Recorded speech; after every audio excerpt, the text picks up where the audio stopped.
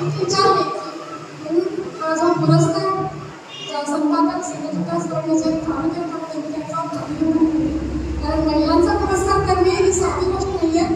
प्रत्येक पुरुषाला जमतात असं ती होत नाही. आता सध्या जर म्हटलं तर सध्याच्या युगामध्ये स्त्री जरी पुरुषाच्या समोर किंवा खांद्याला खांदा लावून उभी असेल तरी स्त्रीला सगळ्या दृष्टीने बघणे ही सगळ्यात मोठी बाब आहे.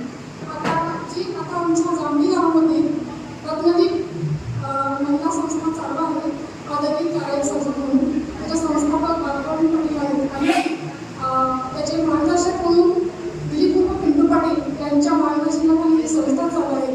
आणि त्याच्याकडे सामाजिक किंवा राजकीय दृष्टीने जे काय करता येईल ते करण्याचा प्रयत्न केलेला आहे, करत राहतील आणि सध्या चालूही आहे.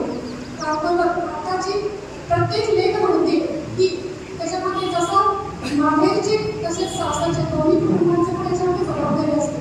कारण माहेरी जे स्त्रीला स्वातंत्र्य मिळतं ते सासरी मिळेलच त्याची शाश्वती नसते. पण मी नशीबवान आहे की मला जेवढं